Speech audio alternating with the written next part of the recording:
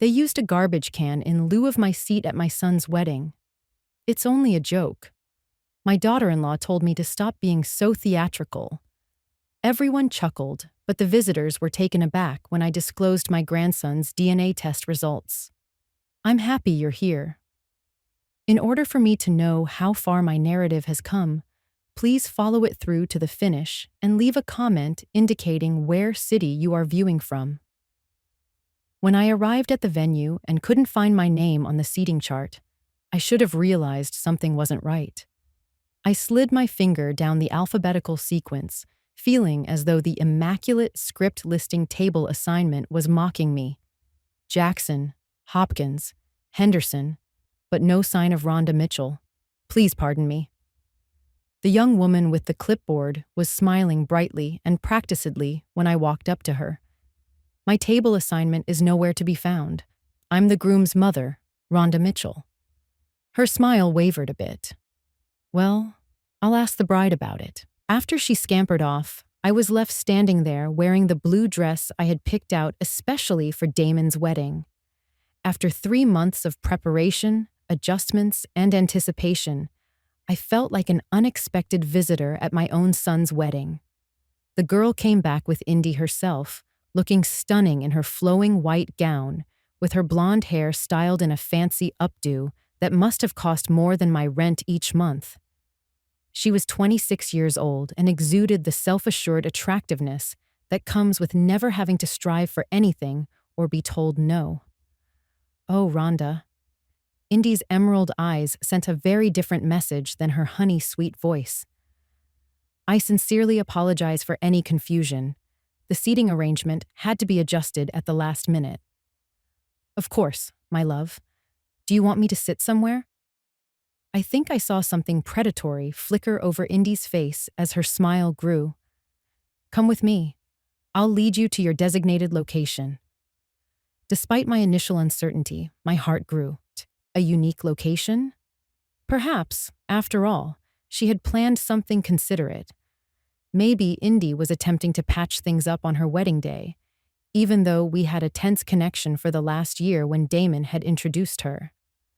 I followed her into the exquisitely furnished reception area, past tables with gold accents and white flowers, and past the dance floor where my son and his new bride would soon dance. As we passed the main seating area, I noticed that the family tables were set aside for Indy's relatives. We continued to walk. Specifically, where are we heading? With the first trace of discomfort in my voice, I inquired. With her heels tapping across the marble floor, Indy murmured, "Just a little further. I wanted to make sure you could see everything well." She halted suddenly as we turned a corner. Here we are. I gaped in surprise. A foldable chair was positioned adjacent to the coat check area, against the wall, and somewhat obscured by a huge potted plant. There was a big silver trash can beside it. I murmured, scarcely raising my voice above a whisper, "I don't understand." Indy laughed softly, as though she had just cracked the sweetest joke. "Next to the garbage can is where you sit. Don't you think it's ideal?" I felt sick to my stomach. There's no way this is serious. Yes, but it is. Rhonda, stop being so dramatic. It's only a small joke. Her voice, which I had heard before, typically when Damon wasn't present, had lost its sugary sweetness and taken on a sharpness. Furthermore, don't you think it's rather appropriate? My face burned with embarrassment, but there was more going on. Something icy was sinking into my bones. This wasn't an error or even a mean joke. This was a premeditated move. The purpose of this was to convey a message. Please, Indy, today is the day of your wedding. Of course we can. What can we do? Finally removing her mask entirely, she broke off. Act as though you belong here. Act as though you're truly wanted. I felt the remarks as if they were actual blows. I steadied myself by holding onto the back of the folding chair. Is Damon aware of this? I was able to inquire. She smiled again, this time with victory. Damon finds it amusing. Both of us do. Now you ought to see your face. My kid came around the corner, looking devastatingly attractive in his black tuxedo, as if his name had called him. For an instant, my heart was lightened. He would undoubtedly correct this and inform his new bride that it had gotten out of hand. "Did Indy show you where you were sitting, Mom?" He had a big, sincere smile, and I briefly believed he was going to save my life. Quite amusing, isn't it? Everything shook on its axis. My own kid, who I had raised alone when his father left, and who I had helped through college by working 2 jobs, was laughing at my embarrassment. I said cautiously, "Damon." He put his arm around Indy's waist and shrugged, saying, "You can't possibly think this is appropriate. Mom, hurry up. Be less sensitive. It's only a joke. You're so serious all the time." Behind them, I could see other wedding guests beginning to notice our little gathering. I heard whispers, saw fingers pointing. Some were laughing. My cheeks burned with shame as I realized the spectacle I was becoming. "See?" Indy said, loud enough for the growing audience to hear. "She can't take a joke." No wonder Damon wanted to distance himself from all that negativity. More laughter rippled through the small crowd that had gathered. I felt exposed, humiliated in a way I hadn't experienced since I was a child. These people, Damon's friends, Indy's family, colleagues, they were all witnessing my degradation, and they found it entertaining. I looked at my son one more time, searching his face for any sign of the compassionate boy I'd raised.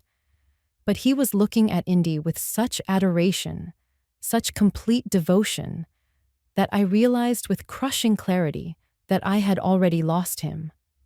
"Well," I said, my voice steadier than I felt, "I suppose I should thank you both for making your feelings so clear." I sat down in the folding chair with as much dignity as I could muster.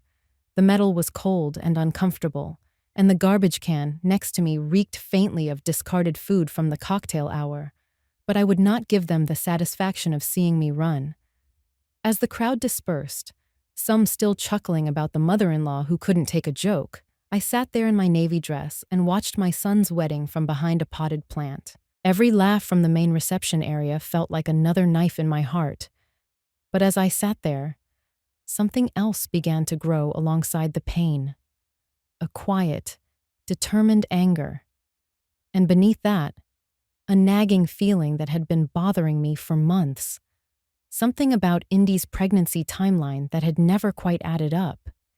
If they wanted to treat me like garbage, maybe it was time I started paying closer attention to exactly what kind of family I was supposedly being excluded from.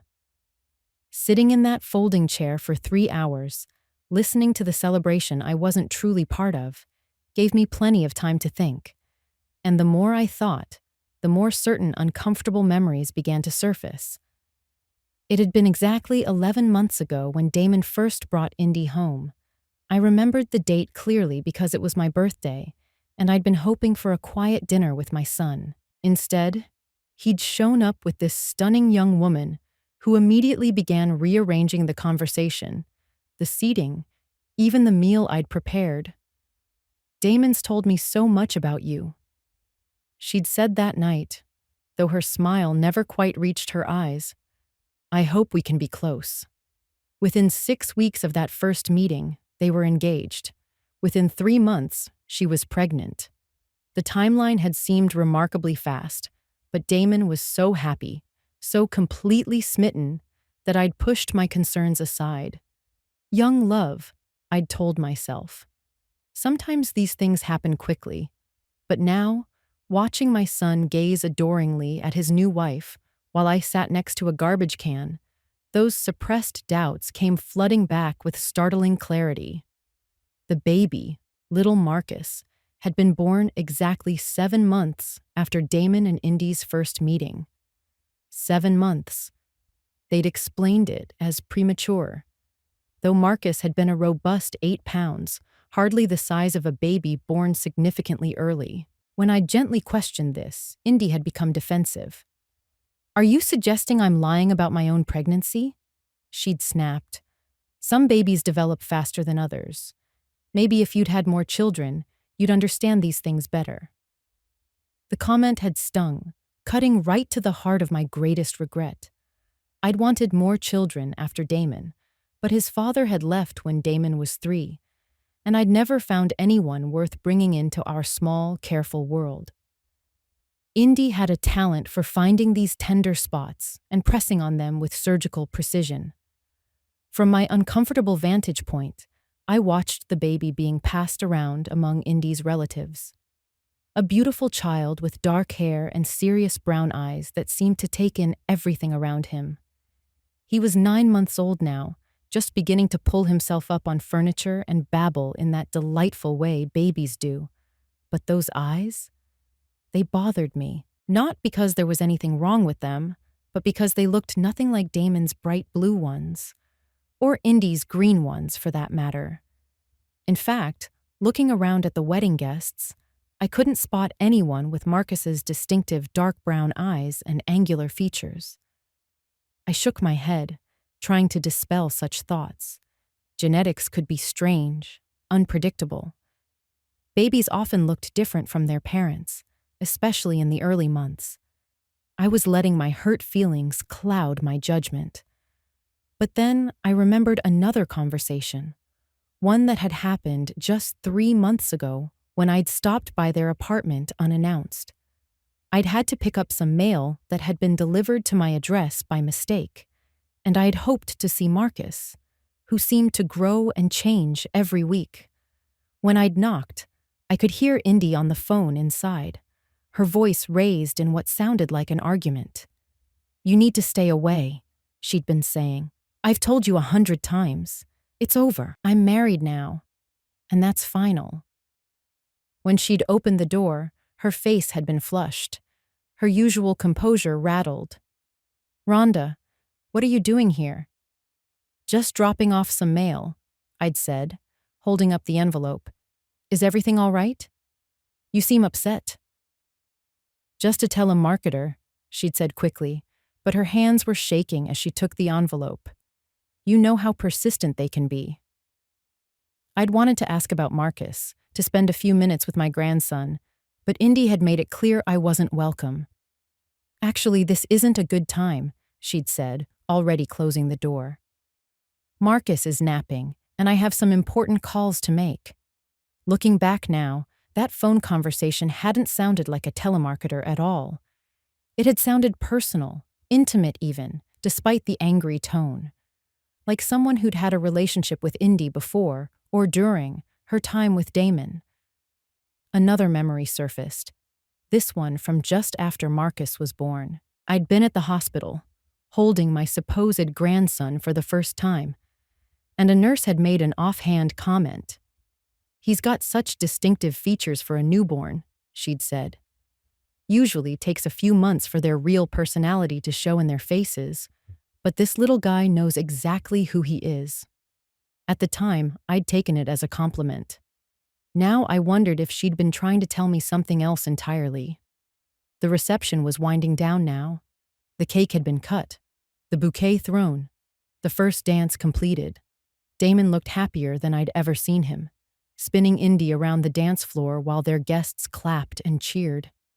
They truly seemed to be in love, at least on his part. But love could make people blind. I'd learned that lesson the hard way with Damon's father, who'd been charming and attentive right up until the day he cleaned out our bank account and disappeared with his secretary. As I finally stood to leave, my legs stiff from sitting in that awful chair for so long, I made a decision. If Indy wanted to treat me like trash, if she wanted to convince my son that I was nothing more than an unwanted burden, then maybe it was time I started acting like someone with nothing left to lose. I walked over to where Marcus was sleeping peacefully in his carrier, surrounded by gifts and flowers. His tiny features were relaxed in sleep, but even unconscious, those distinctive brown eyes and angular jawline seemed to tell a story that had nothing to do with my blue-eyed, round-faced son. "Beautiful baby?" I murmured, loud enough for Indy to hear from across the room where she was accepting congratulations. "He's going to be quite the heartbreaker when he grows up." Indy's head snapped toward me, her eyes narrowing. For just a moment, I saw fear flash across her face before she recovered her composure. Interesting. I leaned down and gently touched Marcus's tiny hand. Such a sweet, innocent child, caught in whatever web of lies the adults around him had woven. He deserved better than that. More importantly, so did Damon. As I walked toward the exit, I felt lighter than I had in months. Not because my humiliation had been resolved. I was still leaving a wedding where I'd been treated like garbage, but because I finally had a purpose, a direction for all the anger and hurt that had been building inside me. I was going to find out the truth about Marcus. Not for revenge, though I couldn't deny that the thought of wiping that smug smile off Indy's face held considerable appeal. I was going to do it because my son deserved to know who he'd really married and what kind of family he was trying to build. If I was right about my suspicions, this beautiful wedding would turn out to be built on a foundation of lies. And if I was wrong, well, at least I'd know for certain. And maybe I could find a way to make peace with the family that no longer seemed to want me. Either way, it was time to stop being the woman who sat quietly next to the garbage can and start being the mother who protected her child, even when he didn't want to be protected. 3 days after the wedding, I sat in my small kitchen, staring at the yellow pages, my hands trembling slightly as I flipped through the section marked Private Investigators. The idea felt so foreign, so dramatic, that I almost closed the book several times. But every time I hesitated, I remembered that folding chair, that garbage can, and the way my own son had laughed at my humiliation. The first investigator I called sounded like he specialized in cheating spouses and insurance fraud. The second hung up when I mentioned wanting to investigate my daughter-in-law. It wasn't until I reached Margaret Chen, a former police detective who now ran her own small practice, that I found someone who understood. "Family situations are delicate," she said during our phone consultation. "But if there are questions about paternity, especially when children are involved, those answers deserve to be found. Can you meet me tomorrow?" Margaret's office was in a modest strip mall between a dry cleaner and a tax preparation service. She was a small, efficient woman in her 50s, with kind eyes and graying hair pulled back in a practical ponytail. She listened without judgment as I explained my suspicions, taking notes in a careful, precise handwriting. "The timeline is certainly questionable," she agreed after I'd laid out everything I could remember.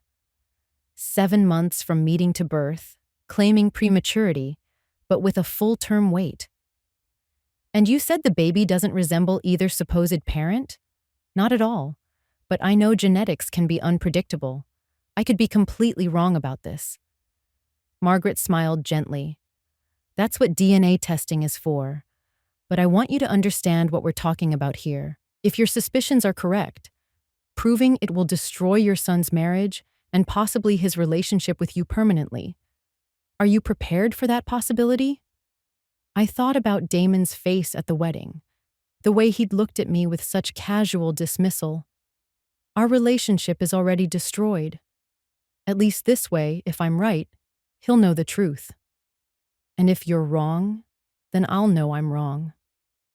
And maybe I can find a way to make peace with reality. Margaret nodded.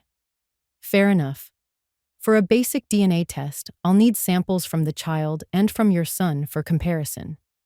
The child's sample is usually easier to obtain. A pacifier, a bottle, anything he's put in his mouth recently. Your son's sample could be more challenging." My heart sank. I barely see Marcus anymore. Indy makes sure of that. And Damon. I trailed off, realizing how completely I'd been cut out of their lives. "Let me do some preliminary investigation first," Margaret suggested. "Look into Indy's background. See what I can find about her life before she met your son. Sometimes the truth reveals itself in unexpected ways." Over the next week, I found myself living in a strange state of suspended animation. I went through my daily routines, work at the library where I'd been employed for 12 years, grocery shopping, evening walks around my neighborhood. But my mind was constantly elsewhere, wondering what Margaret might be discovering. The call came on a Thursday evening as I was heating up leftover soup for dinner. "Rhonda, it's Margaret. I found some interesting information about Indy's background.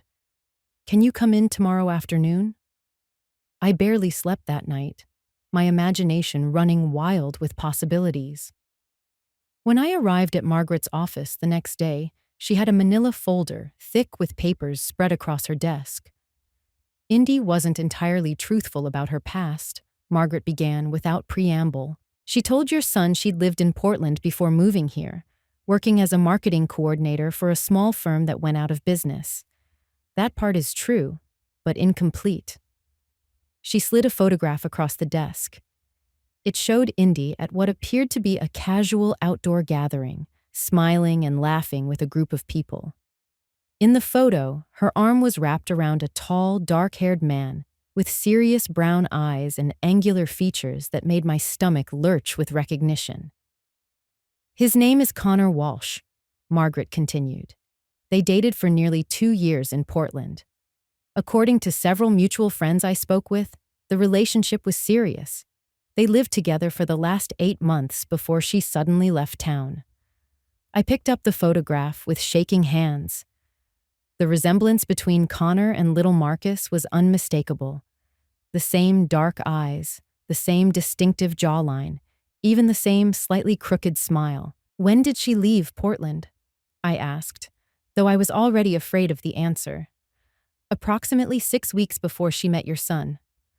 According to her former landlord, she broke her lease unexpectedly and left forwarding address, claimed she had a job opportunity she couldn't pass up." The timeline was devastating. If Indy had been living with Connor until 6 weeks before meeting Damon, and if Marcus was born 7 months later— "There's more," Margaret said gently. "I spoke with Connor. He's been trying to locate Indy for almost 2 years. He believes she was pregnant when she left Portland. My soup from the night before threatened to come back up. He knows about Marcus? Not specifically, but he knows she was pregnant with his child when she disappeared. He's been searching for her ever since." I stared at the photograph. This stranger who might be my grandson's real father. He looked like a decent man, someone who'd been searching for his child for 2 years, while that child was being raised by my son as his own. "What kind of person does this?" I whispered. Margaret's expression was compassionate but firm. Someone who's very good at reinventing herself when circumstances become inconvenient. This Connor fellow has a good job, a stable life, but apparently Indy decided she could do better. The pieces were falling into place with horrible clarity. Indy had left Portland pregnant with Connor's child, found my successful, trusting son, and convinced him the baby was his. She'd found herself a better situation and had been willing to lie to everyone, including an innocent baby, to secure it. "I need to get that DNA sample," I said, my voice stronger than I'd heard it in weeks. "Are you sure? Once we have proof, there's no going back." I thought about Marcus, innocent and trusting, believing Damon was his father. I thought about Damon, pouring his love into a child who wasn't his, while some stranger in Portland grieved for a son he'd never met. And I thought about myself, sitting next to that garbage can while Indy laughed at the family she was destroying with her lies. "I'm sure," Margaret nodded. "Then we need to be very careful about how we proceed. If Indy suspects what we're doing, she could disappear again, taking Marcus with her. She's done it before." That afternoon, I drove past Damon and Indy's apartment complex, trying to work up the courage to knock on their door. I'd brought a small gift for Marcus, a stuffed elephant I'd picked up at the drugstore, hoping it might give me a few minutes alone with him. But as I sat in my car, watching their building, I realized I was terrified. Not of Indy's hostility, which I'd grown accustomed to, but of what I might discover. What if the DNA test confirmed my suspicions? What if it didn't? Either way, after today, nothing would ever be the same. I was still sitting there, paralyzed by indecision, when Indy emerged from the building pushing Marcus in his stroller. She was dressed casually in yoga pants and a tank top, her blonde hair pulled back in a messy bun, looking like any other young mother out for an afternoon walk. But I knew better now. I knew about Connor Walsh and Portland and the elaborate lie she'd constructed around my family, as I watched her stop to chat with a neighbor, laughing and gesturing animatedly while Marcus babbled happily in his stroller. I felt a cold anger settle into my bones. She was good at this, I realized. Good at pretending, good at making people believe whatever version of reality served her purposes. But she'd made one crucial mistake. She'd underestimated the woman she'd tried to throw away like garbage. I started my car and drove home, my mind already working on a plan. Margaret was right. We needed to be careful. But careful didn't mean passive. It was time to stop being the victim in Indy's story and start being the author of my own. The opportunity came sooner than I'd expected. On Sunday afternoon, Damon called with an invitation that surprised me so much I almost didn't trust it. "Mom, would you like to come over for dinner tonight? Indy thought it might be nice to have a family meal together." I gripped the phone tighter, immediately suspicious. After the wedding humiliation, the idea of Indy suddenly wanting my company seemed impossible. "Are you sure that's what she wants?" "Of course. We've been talking, and we both feel bad about how things went at the wedding. The whole seating thing? It was supposed to be funny, but maybe it went too far. Maybe it went too far. Not, it was cruel and humiliating. Just, maybe too far." But I swallowed my pride. This might be my only chance to get the DNA sample Margaret needed. "That's very thoughtful. What time should I come over?" 6 o'clock. "And Mom, could you maybe bring some of those dinner rolls you used to make? The ones with the herbs?" It was such a normal request, so reminiscent of the son I'd raised, that for a moment I almost forgot about DNA tests and Connor Walsh and all the complicated deceptions that had brought us to this point. "Of course, honey. I'll make them fresh this afternoon." I spent the next few hours in my kitchen, kneading dough and trying to calm my nerves. The dinner rolls were Damon's favorite, something I'd made for every special occasion throughout his childhood. They required patience, multiple rises, careful timing, but they'd always been my way of showing love when words felt inadequate. As I shaped the dough into perfect rounds, I thought about what Margaret had told me to look for. Any item the baby has put in his mouth recently. A pacifier. A toy. Even a spoon if he's eating solid foods. Just slip it into a plastic bag when no one's looking. It sounded so simple, so clinical. But the reality of deceiving my own family, even a family that had deceived me first, made my stomach churn with guilt. At exactly 6 o'clock, I stood outside Damon's apartment door, holding a basket of warm rolls and trying to project an image of the grateful mother-in-law, happy to be included. When Indy opened the door, her smile seemed genuine enough, though I noticed it didn't quite reach her eyes. "Rhonda, come in, come in. Something smells amazing." The apartment was immaculate as always, decorated in shades of white and gray that looked expensive, but felt cold. Marcus was in his high chair in the kitchen, banging a blue plastic spoon against the tray, while Indy finished preparing what appeared to be an elaborate meal. "Can I help with anything?" I asked, setting my basket on the counter. "Just keep Marcus entertained while I get everything ready. He's been fussy all afternoon."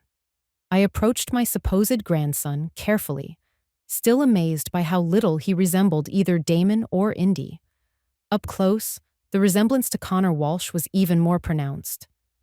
Marcus looked up at me with those serious brown eyes and gave me a drooly smile that made my heart ache.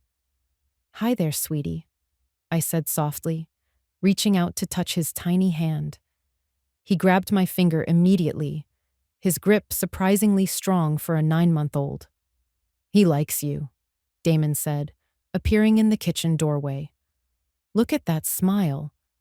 For a moment, Watching my son beam at what he believed was his child's affection for his mother, I almost lost my nerve.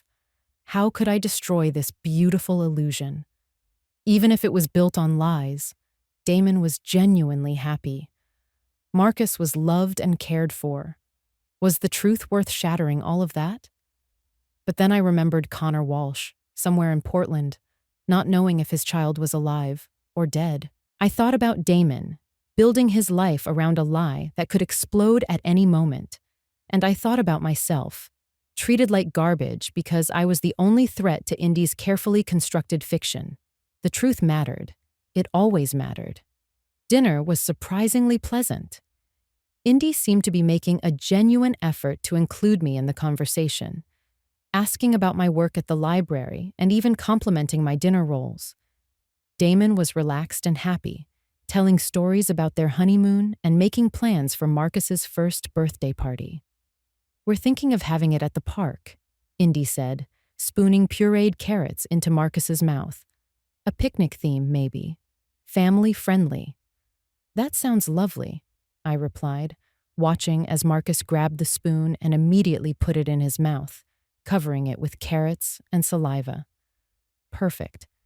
Can I help feed him?" I asked. It's been so long since I've had baby time. Indy hesitated for just a moment, then handed me the spoon. "Sure. He's actually getting pretty good at eating. Sometimes he wants to do it himself." For the next 10 minutes, I fed Marcus while chatting with Damon about work and weekend plans. The baby was delightfully messy, getting food everywhere, including all over the spoon. When he finally lost interest and started pushing the food away, I stood up to rinse the spoon in the sink. "Let me get that," Indy said, reaching for it. "It's fine. I've got it," I replied, already turning toward the sink. In one smooth motion, I rinsed the spoon and slipped it into the plastic bag I'd hidden in my purse, substituting a clean spoon from the dish drainer. The whole exchange took less than 30 seconds. The rest of the evening passed in a blur of forced normalcy. We looked at photos from the honeymoon, discussed plans for the holidays, and I held Marcus while he dozed against my shoulder. Throughout it all, I felt the weight of that plastic bag in my purse, containing what might be the key to destroying everything. When I finally left, Indy walked me to the door while Damon cleaned up the kitchen. "Thank you for coming tonight," she said. And for a moment, her voice sounded almost sincere. "I know things have been difficult between us, but we're family now, and I want Marcus to have a relationship with his grandmother." His grandmother. The words hit me like a physical blow, but I managed to keep my expression neutral. "I want that too." She studied my face for a long moment, and I worried that somehow she could see through me, could sense the deception I was carrying. But then she smiled again and gave me an awkward hug. "Drive safely, and thank you again for the rolls. Damon's been talking about them for weeks." The next morning, I met Margaret at a laboratory across town. The technician, a cheerful woman named Lisa, explained the process while I tried not to think about what I was doing. "We'll compare the DNA from this sample with a sample from the alleged father," she said, carefully labeling the bag containing Marcus's spoon. "Results usually take 3 to 5 business days." "And what exactly will those results tell us?" I asked. "If there's a biological relationship, we'll know with 99.9% accuracy. If there isn't, we'll know that too." 3 to 5 business days. It seemed like both an eternity and no time at all. Margaret must have seen the uncertainty on my face. "Are you having second thoughts?" I thought about Marcus's smile, about Damon's happiness, about the way Indy had hugged me goodbye. Then I thought about Connor Walsh, still searching for his child after 2 years. "No," I said firmly. "I need to know." The waiting was excruciating. Every day felt like a week. Every phone call made my heart race, thinking it might be the results. I went through the motions of my normal routine, but my mind was constantly elsewhere, imagining different scenarios, different outcomes. Finally, on Friday afternoon, Margaret called. "Rhonda, the results are in. Can you come to my office?" My hands were shaking so badly I could barely drive. When I walked into Margaret's office, she was sitting behind her desk with a manila envelope in front of her, her expression grave. "Before I show you these," she said, "I want you to know that whatever these results say, you've done the right thing by seeking the truth." I nodded, not trusting my voice. She opened the envelope and pulled out a single sheet of paper. "The DNA test shows no biological relationship between the baby and your son. Marcus is not Damon's child." Even though I'd expected it, even though I'd been virtually certain, hearing the words spoken aloud felt like being hit by a truck. I sank into the chair across from Margaret's desk, my legs suddenly too weak to support me. "Are you absolutely certain?" 99.9% certain. The lab ran the test twice, to be sure. Margaret's voice was gentle but firm. "I'm sorry, Rhonda. I know this isn't what you wanted to hear, but that was the strange thing. Part of me was relieved, not happy, certainly not vindicated, but relieved to finally know the truth. For months, I'd felt like I was going crazy, seeing things that didn't make sense, being told my perceptions were wrong. What happens now?" I asked. "That's up to you. You could confront Indy privately, give her a chance to come clean to your son herself. You could tell Damon directly, or—" She paused, studying my face. "Given how they've treated you, you could choose to reveal this information publicly, at a time and place of your choosing." I thought about that folding chair, that garbage can, the laughter of wedding guests who found my humiliation entertaining. I thought about Connor Walsh, who had the right to know his child, and I thought about Damon, living a lie that was bound to explode eventually. "I need some time to think about this," I said. But even as I said it, I was already beginning to form a plan. Indy had chosen the time and place for my humiliation. Perhaps it was time I returned the favor. The truth had been revealed. Now I had to decide what to do with it. For 2 weeks after receiving the DNA results, I carried the truth like a stone in my chest. Every interaction with Damon felt like a performance. Every smile forced. Every casual question about Marcus laden with secret knowledge that threatened to spill out at any moment. The opportunity I was waiting for came in the form of another invitation. This one even more surprising than the dinner. Indy called me herself on a Thursday evening, her voice bright and cheerful. "Rhonda, I have a wonderful idea. What would you think about hosting a little celebration for Marcus's first steps? He's so close to walking on his own, and I thought it would be nice to have both families together when it happens." My grip tightened on the phone. Both families? Well, my parents are driving down from Seattle this weekend, and my sister's coming too. I thought it would be perfect timing for everyone to meet everyone. A real family gathering. The irony was almost too much to bear. Indy wanted to parade her perfect little family in front of her relatives, with me playing the role of the grateful grandmother-in-law. She had no idea she was about to hand me the perfect stage for the performance of my lifetime. That sounds lovely. I managed. "What can I bring?" "Just yourself." "Oh, and maybe some of those dinner rolls again?" My parents absolutely loved them when I told them about dinner the other night. Saturday afternoon arrived gray and drizzly, matching my mood as I drove to Damon's apartment complex. In my purse, carefully tucked into a manila envelope, were copies of the DNA test results and Margaret's investigation report, including the photograph of Connor Walsh. I'd also printed out the contact information Margaret had found for Connor, though I wasn't sure yet if I'd need it. The apartment was already crowded when I arrived. Indy's parents, Richard and Patricia Moore, were an elegant couple in their 60s who clearly had money and weren't shy about showing it. Patricia wore a cashmere sweater that probably cost more than my monthly grocery budget, and Richard's watch caught the light every time he gestured. Indy's sister, Melody, was a younger version of the bride, blonde, beautiful, and supremely confident. She was currently holding Marcus, cooing at him while he babbled and reached for her dangling earrings. "You must be Rhonda," Patricia said, approaching me with a smile that was polite, but measuring. "We've heard so much about you." I wondered exactly what they'd heard, given that Indy had seated me next to a garbage can at the wedding. "It's wonderful to meet you all. Thank you for including me in this celebration."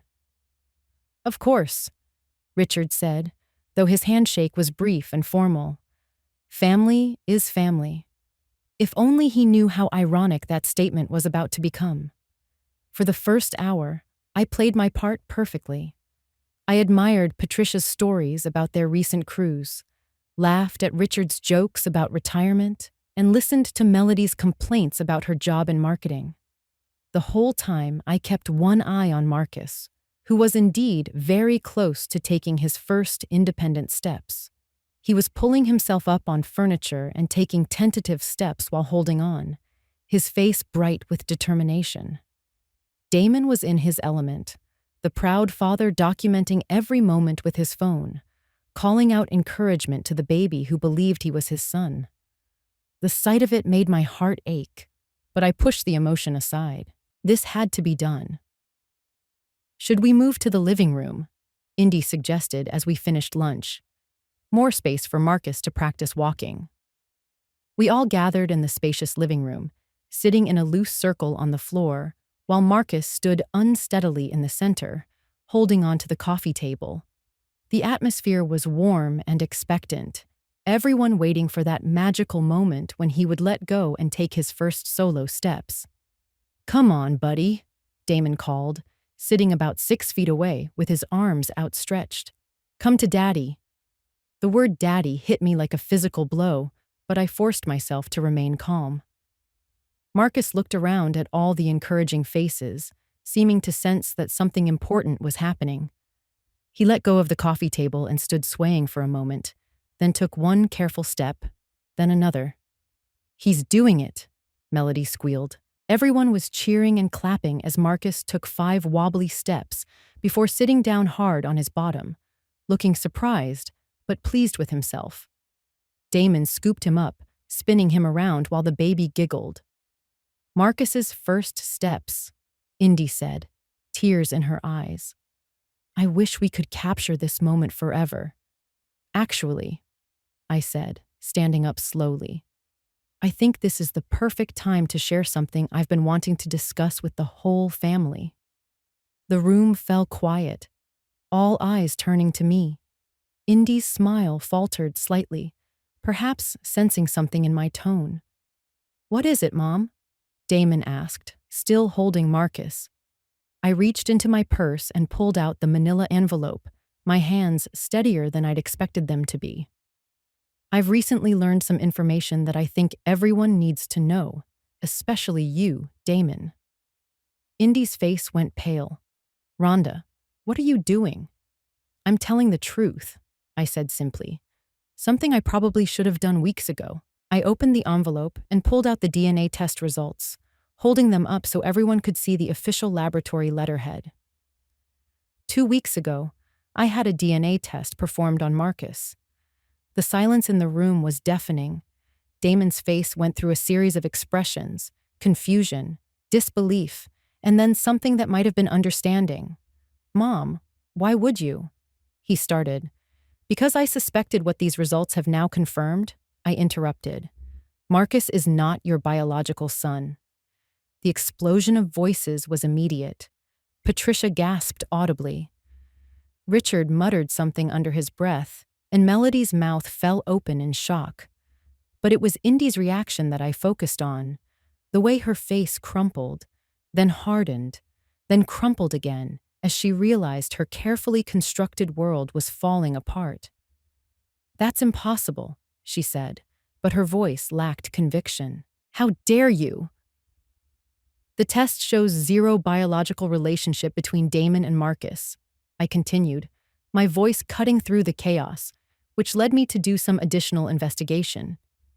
I pulled out the photograph of Connor Walsh and handed it to Damon. His face went white as he stared at the image, then looked at Marcus, then back at the photograph. "Who is this?" he whispered. "His name is Connor Walsh. He's a software engineer from Portland who's been searching for Indy and his son for the past 2 years." Indy finally found her voice, and when she spoke, it was with the fury of someone who'd been cornered. "You had no right! How dare you spy on my family, interfere in my marriage?" "Your marriage?" I laughed, and there was no humor in it. "Your marriage that's based on a lie? Your family that you built by deceiving my son about the paternity of a child that isn't his?" "Stop it," Damon said quietly, still staring at the photograph. "Just everybody stop." The room fell silent again. Marcus, sensing the tension, had started to fuss in Damon's arms. My son looked at the baby, really looked at him, and I saw the moment when everything clicked into place. The brown eyes, the angular features, the complete lack of resemblance to anyone in our family. "How long have you known?" he asked Indy, his voice barely audible. Indy opened her mouth, closed it, then opened it again. "Damon, I can explain. How long?" She crumpled then, all her defiance disappearing at once. "Since before I met you," she whispered. "I was pregnant when I left Portland. Connor, he wanted to get married, but I couldn't see myself stuck in that life forever. When I met you, you were so successful, so kind, and when you fell in love with me, you let me believe the baby was mine." Damon's voice was hollow, emotionless. "You were so happy about it," Indy said desperately. "You talked about how you'd always wanted to be a father, how Marcus was the best thing that had ever happened to you. I couldn't take that away from you, so you lied to me.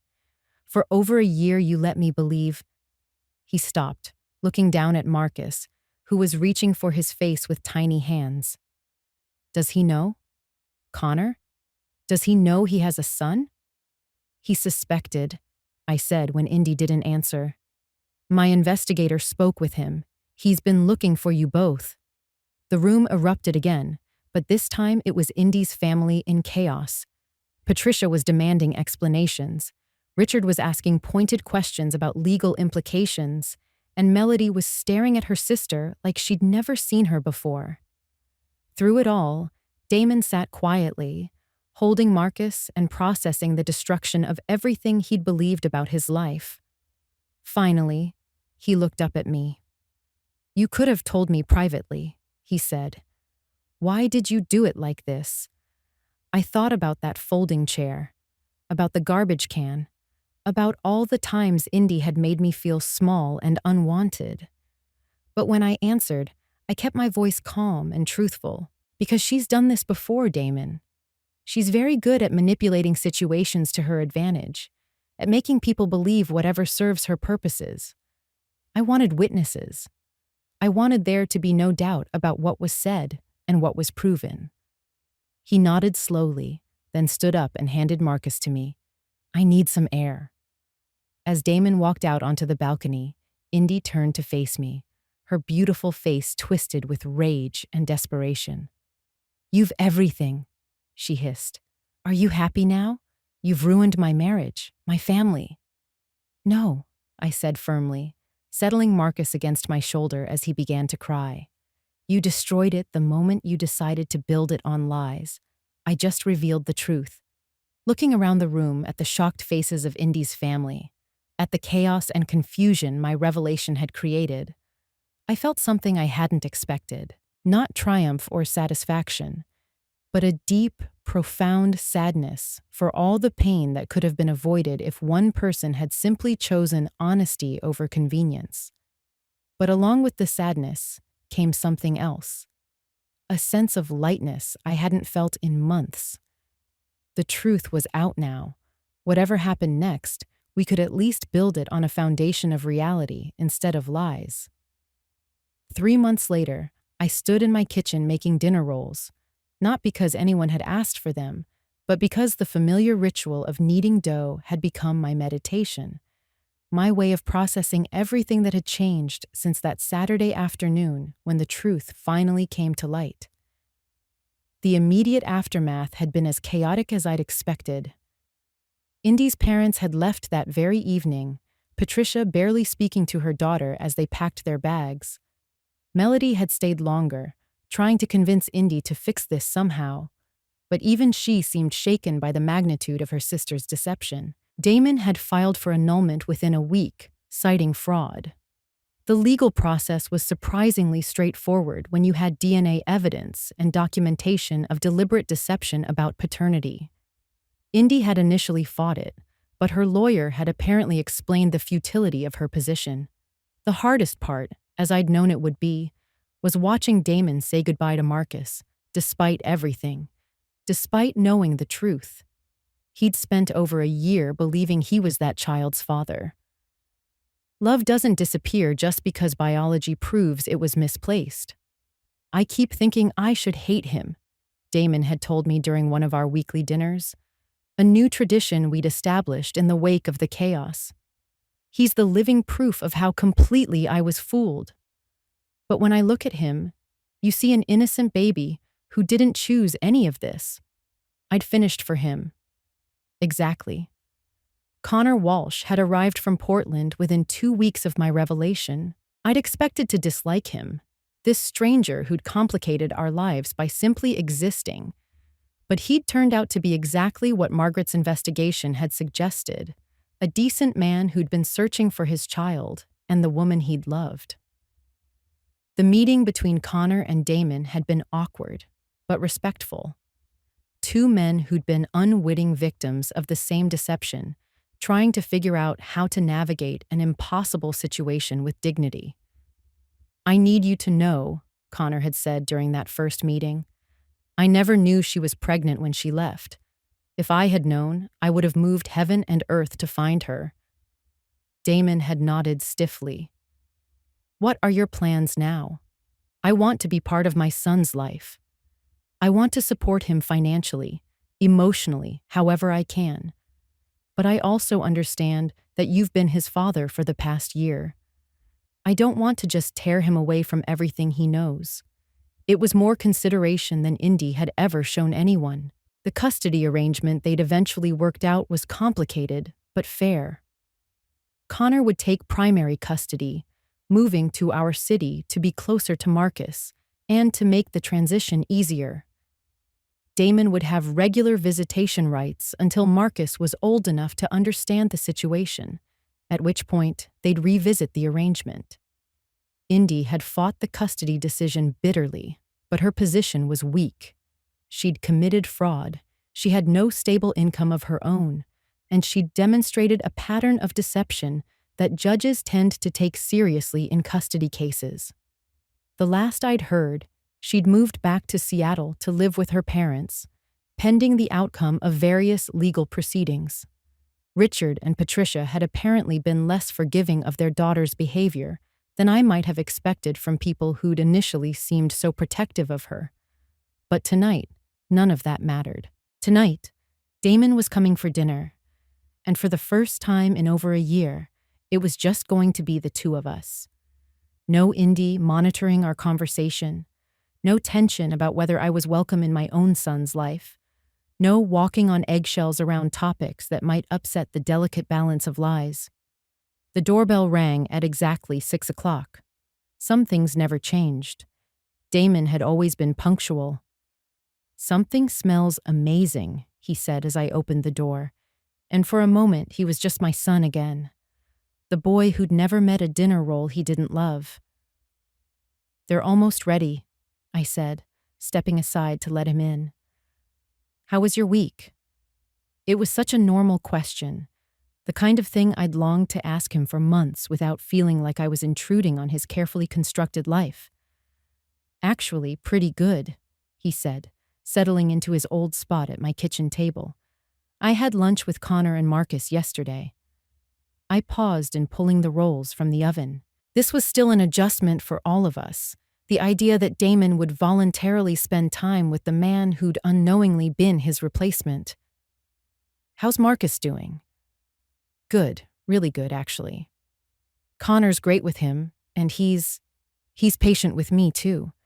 He lets me be part of things, even though he doesn't have to. I set the basket of rolls on the table and sat down across from my son. That must be complicated for you. Damon was quiet for a moment, buttering a roll with the same careful precision he'd used as a child. It is. Some days I still wake up and think about what Marcus might be doing, whether he needs anything. Then I remember that he's not, that I'm not. He trailed off. I whispered softly, "You're not his father, but you were. You were the epitome of what a father ought to be for a year. That love was diverted, honey, but it wasn't wasted." With eyes that resembled me so much of his father's, he looked up at me and questioned, "Is that what happened to you? Did your affection for your father just shift after he left?" It was a surprise question. To be honest, we had never discussed his father's desertion much. Yes, in a sense. Instead, I poured all the love I would have given him into raising you. He abruptly stated, "I'm sorry for how I treated you, for pushing you away, for choosing Indy's version of reality over yours, and for laughing when she put you next to that garbage can." My eyes pricked with tears. "Damon, you fell in love. When people are in love, they make stupid decisions. I know something about that. I promise. However, you are my mom. Instead of taking part in your humiliation, I ought to have defended you. You believed that your family was what you were defending. That instinct makes sense to me." He grabbed my hand from across the table. "You know I was saved by you. How long would it have continued if you hadn't learned the truth? Would I have raised the kid of another man for years, believing him to be mine? Had Indy ever been honest with me?" I gave his hand a squeeze. "I don't know. But I do know that you should base your life on the truth rather than falsehoods. That Marcus should know who his true father is, and that Connor should know who his son is, even if the truth was painful, particularly at that time." I had forgotten that we were able to share the pleasant calm in which we ate supper. As if the prior year of separation had never occurred, Damon then assisted me in clearing the table and doing the dishes. As we were washing up, he added, "I've been considering dating again. Not now, not seriously, but eventually." I hung up the dish towel and added, "That's healthy. You have a lot to give someone, and you're still young. I want to do things differently this time. Take my time, ask more questions, and perhaps introduce them to my intelligent mother, who has a keen sense of people." Feeling lighter than I have in months, I laughed. "In addition to being extremely intelligent, your mother has also learned how to speak out when something doesn't seem right." "Good," Damon responded, giving me a firm embrace. "Even if it's hard to hear, I need someone who will be honest with me." I sat in my living room with a cup of tea after he departed, reflecting on the peculiar path that had led us to this point. I was the undesired mother-in-law sitting next to a trash can 6 months ago, and my family laughed at my embarrassment. Tonight, I was just Damon's mother once again, respected for my viewpoint rather than written off for my inconvenience, and trusted with his thoughts and feelings. In the near term, the truth had been disastrous. Families were split up, marriages were dissolved, and a helpless infant was caught up in the adult deceit. However, it had also been freeing, no more being cautious, no more feigning amusement out of malice, and no more putting up with behavior that made me feel less valuable as a person. A text message flashed through my phone, and it was a picture of Connor and Marcus walking confidently across a playground as other kids played close by. "I thought you'd like to see how steady he's getting on his feet," was the straightforward statement that went with it. I grinned as I looked at the photo of the young kid who would always have a particular place in my heart, even if he would never be my biological grandchild. Marcus was seen grinning in the picture, his arms extended for balance, and his face beaming with happiness at his newfound freedom. Away from the deceptions and manipulations that had characterized his early years, he was learning to walk alone. I was, in a sense. He seemed content and healthy, and I appreciate you including me. I texted him back. Connor responded promptly. You are the one who enabled him to become acquainted with his biological family, for which we will always be thankful. The messy, complex, honest family that arises when individuals choose truth over comfort is the real family, not the one based on expediency and dishonesty. As I leaned farther into my favorite recliner, I put my phone down and picked up the book I had been reading. In addition to working at the library tomorrow, I could give my buddy Susan a call to catch up or go to the farmer's market I've been meaning to check out. Simple pleasures, but now I could choose them without worrying about whether they would be accepted by others. Even when it hurt, especially when it stung, the truth had set us all free. I was in my own life, surrounded by affection that didn't need me to devalue myself in order to accept it. And for the first time in more than a year, I felt like I belonged. The quiet satisfaction of knowing that you chose bravery over comfort, truth over convenience, and your own dignity over someone else's lies can sometimes be the greatest success. Some wins don't come with pomp or celebration. I slept better that night than I have in months, and now I want to know whether you heard my tale. If you were in my shoes, how would you respond? Have you experienced anything comparable before? Leave a comment below. In the meanwhile, I've left 2 more channel favorite stories on the last screen, which will undoubtedly surprise you. I appreciate you staying up to this point.